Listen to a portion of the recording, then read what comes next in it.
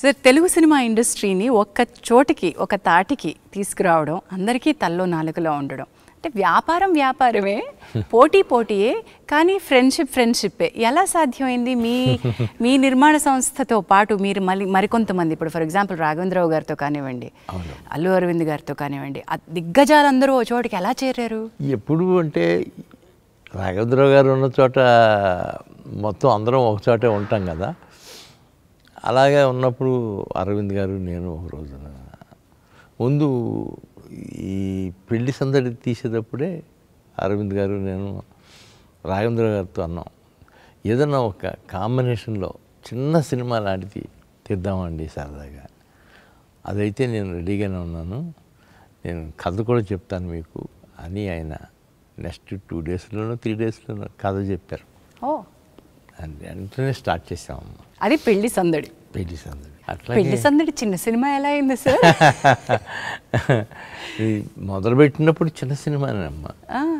అది 1 crore 20 lakhs అంత అయింది, including Raghavendra remuneration.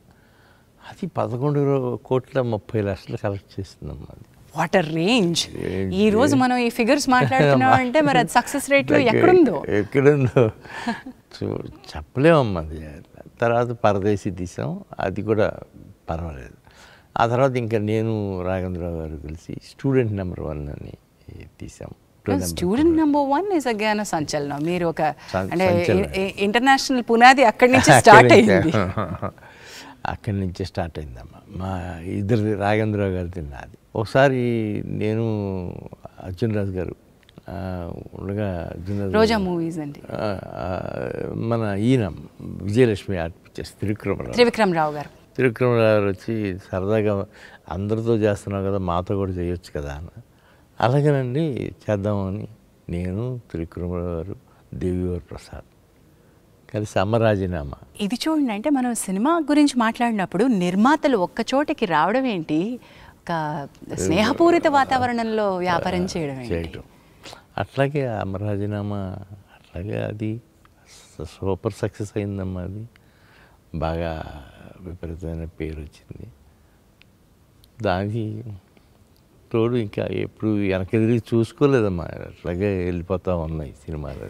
But I must say ఈ ఇండస్ట్రీలో ఫ్రెండ్షిప్ నిలబెట్టుకోవడం అనేది చాలా కత్తి మీద సాము లాంటిది. ఎప్పటికప్పుడు పరీక్షలు వస్తానే ఉంటాయి. మరి మీ బెస్ట్ ఫ్రెండ్స్, ఆ ఫ్రెండ్షిప్, ప్రయాణం అవన్నీ ఎలా జరుగుతూ వస్తున్నాయి ఇప్పటికీ? మీరు అందరూ అంతే ఆణిముత్యాలు. అవునమ్మా. నేను అరవింద్ గారు ఇప్పుడు కంటిన్యూ అవుతున్నాళ్ళలో నేను అరవింద్ గారే ఉన్నాం ఇండస్ట్రీలో అప్పటి నుంచి ఇప్పటి వరకు కూడా. అవును. అట్లాగే ఆయన పెద్దగా నాకు ఫోన్ చేసి ఎంకరేజ్ చేస్తుంటారు, ఏంటి ఆ సినిమాలు ఎలా తీస్తున్నారండి, మీకే తరత ఏంటి, మీరే తీయగలుగుతారు ఇట్లాంటి అని ఆయన అంటుంటారు, నేను ఆయన అంటుంటాను. బట్ ఇప్పుడు ఒక కాంబినేషన్స్ తెరపై వెలిగినటువంటి ఒక ప్రభ మీ కాంబినేషన్లో ఒక ఒక అద్భుతాన్ని మేము చూసాం. అది జగదేక వీరుడు అతిలోక సుందరి.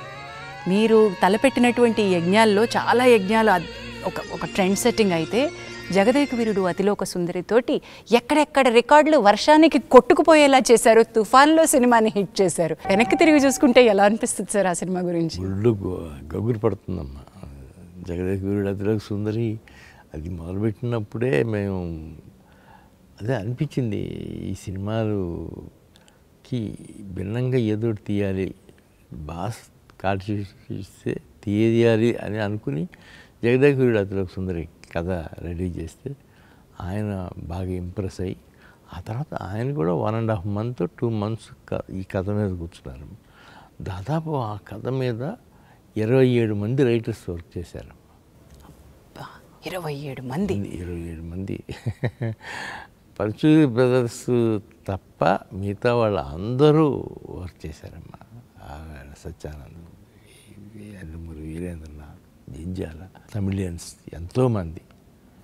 అట్లాగే అది స్టిల్ రికార్డ్స్ అన్నీ కొట్టిందమ్మా. ఎన్నో సెంటర్లలో 100 రోజులు 200 రోజులు కూడా ఆడింది. థియేటర్లో మోకాల వరకు నీళ్ళల్లో కూడా కూర్చుని చూసారంటే, ఒక తుఫాను ఆంధ్రప్రదేశ్ని వణికిస్తున్నా సరే ఎంటర్టైన్మెంట్ అది ఇచ్చిందంటే ఎంత గొప్పతనం అది, ఎంత గొప్పతనం. అలాగే అప్పటి నుంచి మొదలయ్యి చిరంజీవి గారికి నాకు ఎనలేని ఫ్రెండ్షిప్ అది. వెళ్ళలేని ఫ్రెండ్షిప్ అంటాను సార్ నేనైతే. వెళ్ళలేని ఫ్రెండ్షిప్ నిజంగా అండి. 4 సినిమాలు చేసామమ్మా. 3 సినిమాలు అయితే అసలు అమోఘం. జగదేక వీరుడు చూడాలని ఉంది, ఇంద్ర ఈ 3 ఆణిముత్యాలు. తర్వాత జై చిరంజీవి, అది కూడా బాగానే. Yes, the range that the films have. అంటే మీరు ఎంత హంబుల్గా ఎలా ఉండగలుగుతారా అని నాకు ఎప్పుడూ ఆశ్చర్యంగా ఉంటుందండి. ఒక స్థాయిలో, పతాక స్థాయిలో మీరు రికార్డులు చూశారు, అంతే స్థాయిలో సింపుల్గా ఈ సినిమా ఆడలేదు అనే అంత సింపుల్గా తీసుకోగలిగారు. ఎలా తీసుకున్నారు మీ కొన్ని బాక్స్ ఆఫీస్ దగ్గర అనుకున్నంత సాధించని సినిమాల్ని? నాకు ముందే కొద్దిగా సినిమా మొదలుపెట్టగానే కొంతకాలం అయిన తర్వాత అనుమానం వస్తుందమ్మా, ఏదో కొద్దిగా మన టేస్ట్లో లేకుండా పక్కకి వెళ్తూ ఉంది అని. అలాంటప్పుడు అది మెంటల్గా ప్రిపేర్ అవుతాను నేను కూడా ముందుగానే. ఓహో, ఇది మన దారిలో లేదు, దీనికి ఖర్చు అంటే ఇవాళ ఖర్చు అదుపు చేయలేము, దీన్ని అలా వదిలేసేయటమే తప్ప మనం చేయగలిగింది ఏమీ లేదు అని అనుకుంటాం. సో ముందే ప్రిపేర్ అయిపోయారు కాబట్టి అది బాక్స్ ఆఫీస్ దగ్గర దాని నంబర్స్, దాని రాబడులు ఎఫెక్ట్ చేయలేదు మిమ్మల్ని? చేయలేదమ్మా. బాగా వర్స్ట్ అయ్యాం లేదు. మనం కూడా సినిమాల మీద సినిమాలు తీసి ఒక 2 years 3 years రెస్ట్ తీసుకుందాం అని అనుకున్నా.